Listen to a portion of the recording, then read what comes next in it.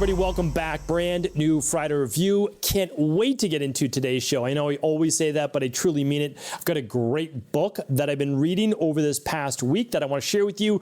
I'm telling you right now, I probably read 2-3 books the week before. Nothing really excited me, nothing I really wanted to share with you. This one is a good one. I love psychology. I love human psychology and behavior. This is a great book on that. It's short. The author's published many successful books before this one. I want to introduce this one to you.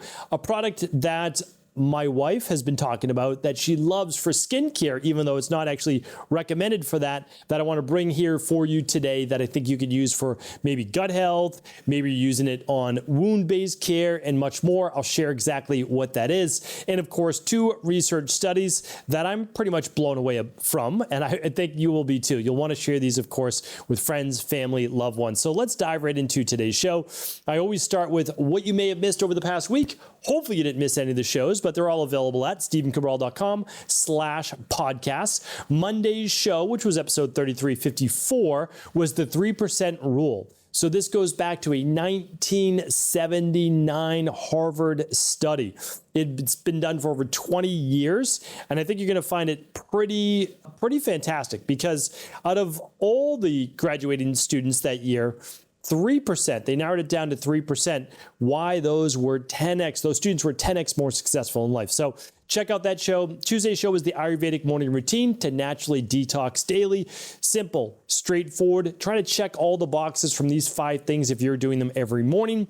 Wednesday's show is the top 10 natural antioxidant beverages to consume daily. This was a favorite of mine because I learned something new, and I love to be able to begin to implement those things in my life. So check it out. Very simple as well, inexpensive. Yesterday's show was the 3 natural anti-inflammatory nutrients for autoimmune and arthritis relief. Definitely check out that show as well. So all of those, of course, are at stephencabral.com/podcasts. Today's show, all the show notes and links will be at stephencabral.com/3458.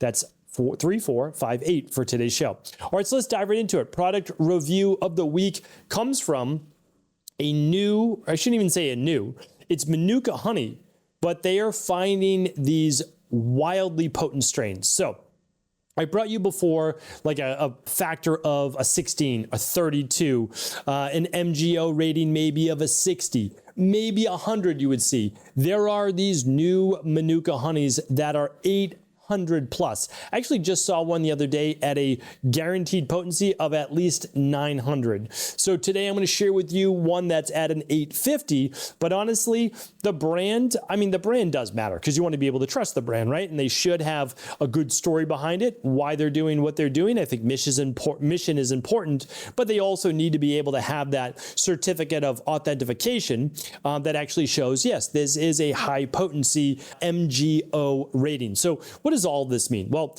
all of these essentially come from New Zealand. So there's a plant called the Leptospermum plant from New Zealand, and bees specifically, we'll call it pollinate on these plants and produce something called methyl glyoxal. Methyl glyoxal is that MGO, and it's a naturally occurring compound in Manuka honey, which is derived from the DHA. It's a little bit different from that omega-3 DHA called dihydroxyacetone. So what the bees get is the dihydroxyacetone, and then they're making the honey, the Manuka honey, specifically from New Zealand, that then has a compound called MGO, methyl glyoxal. Now, why does that matter? Well, the higher the methyl glyoxal in this Manuka honey, the more potent it is as an antibacterial. So when you think about honeys in general, do you need this for your, allergies and just a nice sweetener, whatever it might be? No. So that's actually better to get more from a wildflower or like wildflower honey in your local zone in the United States or wherever you are in the world. But if you're looking for something for wound healing, immune support, and again, I can't provide medical advice, of course, and medical treatment plans, but antibiotic-resistant infections, sore throat, digestive issues, maybe like a SIBO or an H. pylori, etc. You can use these high MGOs that are naturally antibacterial. And again, these are proven by science. This is not, something that we just throw around those terms for no reason. So a lot of MGOs you'll see around 100. Probably not too long ago, they got up to like 250, 400, then maybe around 600. I I have no doubt we will see one break 1,000 probably over the next year or two. But right now I wanted to share one. And again, I'm not a paid sponsor from this company, but it's a beautiful company. It's not inexpensive. I don't want to say that at all, but it's called Manukora, and Manukora is a essentially family-run business. And you can obviously see where it comes from in New Zealand. Comes with this beautiful guide right here. I'm not going to go in too much about this, but it talks about Mike and Bryce, third generation beekeepers in New Zealand. They go through all the different properties of this, the texture. But what I wanted to show you was what it actually looks like. So you've got the Manuka honey inside here, and then you have the sticks. So the sticks you can travel with. Now, why am I bringing you this brand? This is the brand, actually comes with a nice, beautiful wooden spoon. Whenever you use Manuka honey or herbs, typically you want to use a ceramic or a wood spoon, bamboo spoon, rather than metal, which has its own properties. So the reason I'm bringing this to you is that I thought it was great for, again, the digestive-based issues and antibacterial-based issues. Great for wound healing, as I said as well. But my wife has actually been using a product similar to this and was interested in this for skincare. So a lot of individuals are using this for rejuvenating based skincare as well. So just wanted to share that with you. Maybe it's of interest to you, but it's at least something now that's kind of on your radar that you're looking out for. And it is very expensive. There's no doubt about it. But if you have a specific need for it, this might be something you add to that, natural health cabinet of yours. All right, so that is our product review of the week. And now, of course, I can actually give this to my wife, who she can use all of these now that I reviewed it for the show as well. Again, I'm not a paid sponsor. You can go with any brand that you want, but this was a beautifully done brand, and I thought I would share it with you as well. All right. So the book of the week is A Guide to What Never Changes. Title of the book as Same as Ever by Morgan Housel. So the book, The Psychology of Money, I was given that book actually at a conference that I went to. I've never read it. I've heard it's excellent. Maybe I will put it on my list. It just wasn't high on my list of reads. But this book was. And the reason is that I actually heard Morgan on an interview, and I said, you know what, I'm going to check out that book. That is absolutely right up my alley in terms of interest, and that's behavioral-based psychology. So I would say 90%, let's see, page 169 I'm on out of how many pages? 203. So almost there, right? And I absolutely wanted to review this book for you this week. I enjoyed this book. So as I've said before, I really enjoy behavioral psychology. I've enjoyed Robert Cialdini's work, all sorts of different people's work, even back before I had kids. And I was like, one day I want a family, reading Alfred Cohn's work and all sorts of great people. So here's what I can share with you from this book, though, is that we humans have seemed to have never changed, meaning in terms of our behavioral psychology. We have a really difficult time learning from the past. And the reason we have a difficult time learning from history or the past, or even like our parents teaching us or teachers teaching us, is that we seem to need to experience things for ourselves.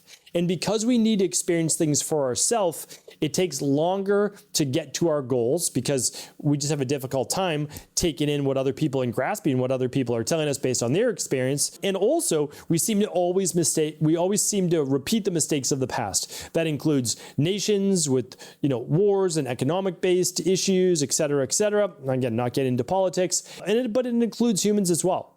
It's also why it is able to fairly accurately predict, what will happen in the future, simply because we know what was happened in the past, and we know that humans almost inevitably, even though technologies advance and societies advance, we still end up, we're humans at the end of the day, and we end up making the same errors in our judgment based on, again, our life experience, and we simply can't learn life fast enough. So there's a few notes that I wrote for you.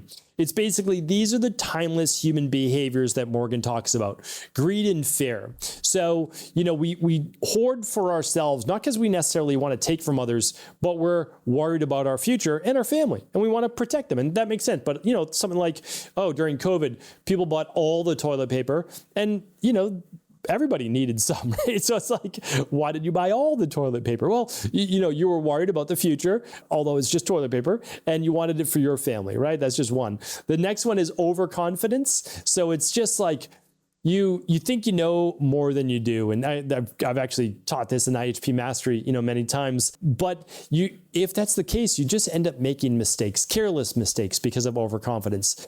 The third one is that all we humans, we want simple answers. So we want things put really simply to us. The problem is that some things in life are really complex. And that's my worry with a lot of AI, is that like I have clients and other people like they say, well, this is what AI said. And I said, I totally get it. And I know that you want a simple answer. I want a simple answer. I totally get it. But some things are a little bit more complicated. What it left out was this nuance, that nuance. And then if you do this or in this, they can't be combined. Or if you combine these, you're going to get better results. And you didn't ask that. So you're not going to get that answer. So again, some things are just more complex. And even though we wanted simpler, it can only be made as simple as possible. Well, again, one of my favorite quotes by Einstein is, you want to make things as simple as possible, but not simpler, right? So that's it. All right, I'm going to give you a couple more. Maybe I'll do a Mindset and Motivation Monday on a few other topics. Again, I enjoyed the book. Status. So status and comparison, it's an issue. And it seems to never go away in human-based society. And because of that, it robs a lot of our happiness. And also, I would say though, it propels us to try to do better, so it has like two sides to it. And the last one is that people are attracted to stories and narratives. And I don't think that will ever go away. And that's actually a great thing. So that as we become more automated, autonomous, tech-based AI in the future, people will always relate to people and really enjoy the human-based experience. So anyway, that's what I took from The Same as Ever. Good book, only 200 pages. I'm almost through it, but I definitely recommend it. All right, I'll link that up here today. So let's go over our research. The first one I am going to turn into a show over the next 2 weeks, because here's why. It has to literally be 20 years since I read a very simple cancer healing book. And we're talking about like simple basics. And I've given you all of that at stephencabral.com/cancer. It's all free. And again, I give you not just the basics, I give you very advanced things. But I was reading this specific book, and they went through the top 10 things. And one of those top 10 things was moving out to nature, getting back into nature. That was literally one of the top recommendations, like get rid of the TV, move out into nature if you have cancer. And I obviously know that's not realistic for everybody. But I said, how does that work? Like, what's the science behind that? Because again, I've always been skeptical. I've always been science-minded. Well, here's a nice little study. And it didn't just come out yesterday. This has been out now for a while, but sometimes we're meant to stumble upon these things and share them with others. So this goes back to 2008. So this is like shortly after I had read this. It says that a forest bathing trip, and I'm going to go through all the details because this is actually a replicable study. They replicated this, meaning it wasn't a one-off, which a lot of studies are. So if you go into the forest, right, into nature, it can increase your natural killer cell activity by 50 to 80%.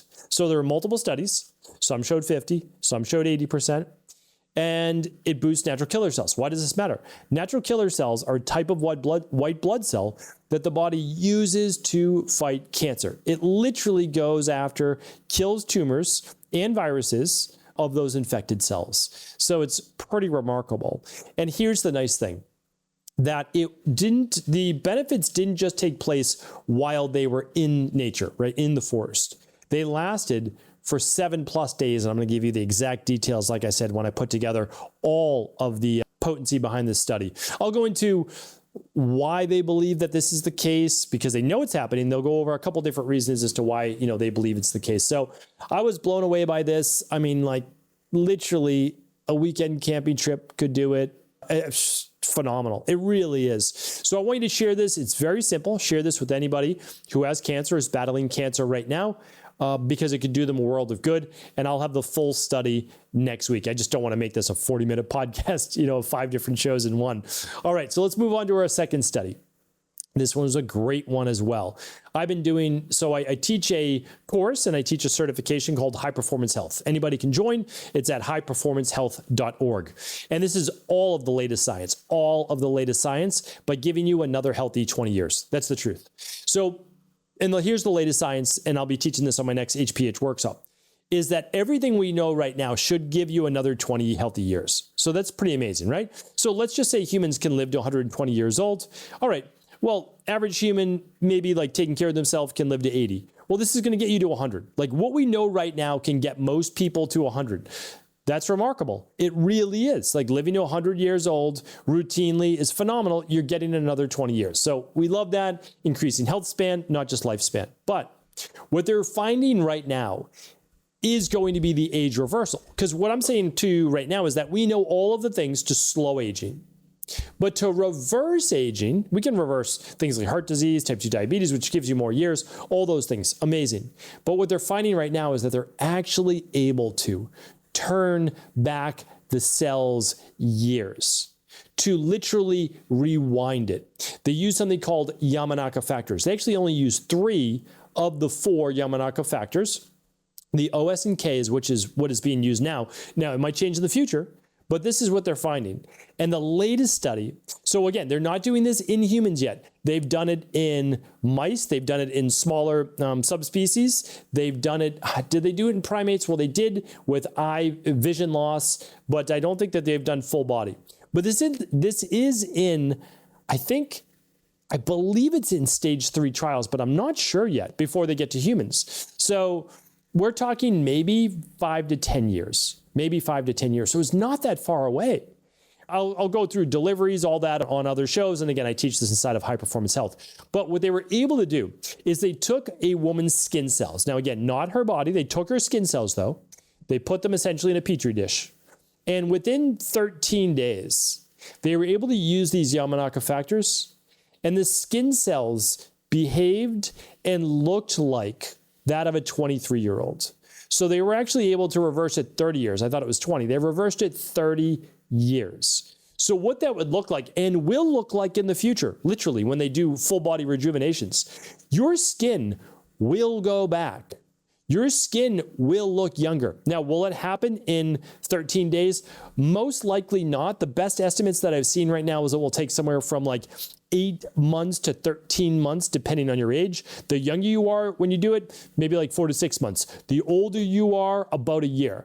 But a year on these to then go back 20 years, it seems like science fiction, but it's really not. It goes back and it changes the epigenetics of the cell. So it essentially makes the cell replicate in a way that goes back to a more youthful state. And it can be turned on and it can be turned off. That is actually what they're working on right now. They're able to turn them on and off, but the best rejuvenation isn't able to take them back to a baby. Like that's not necessarily how it works. You're still a full grown adult, right? But what they're able to do is rejuvenate to what seems to be, I mean, this study was 30 years on skin cells, but from the best of what I heard, about 20 years. So every, maybe call it year to 3 years, you may need to do this, and then it resets age again. How old can we go? I don't know. We might always have a rate limit of 120 years on humans. I don't know. But even still, if you got to 120 years, and it was fairly healthy years, if you think about it, that's 50% more lifespan. You go from 80 to 120. I mean, that's remarkable. We have to rethink society, and I have a lot of thoughts, and I would love to share those in the future if anyone's interested. But you'd have to rethink society if most people, or the majority of people, are living to 120 years old.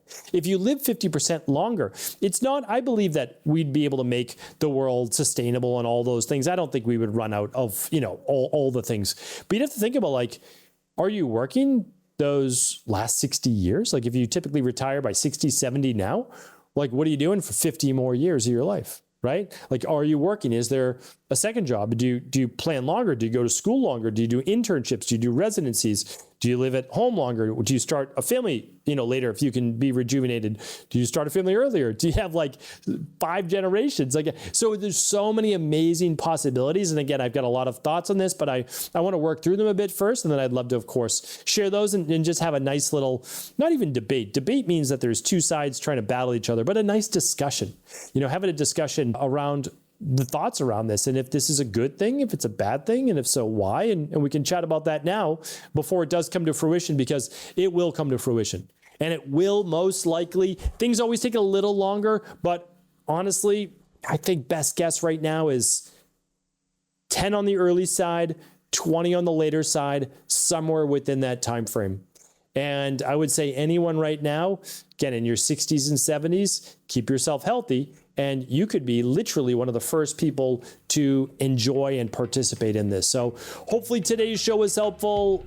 I love all of this research, all of this information. Hopefully you're like me. And if you are, do feel free to share this show with anyone you believe it could serve. Take care, everybody.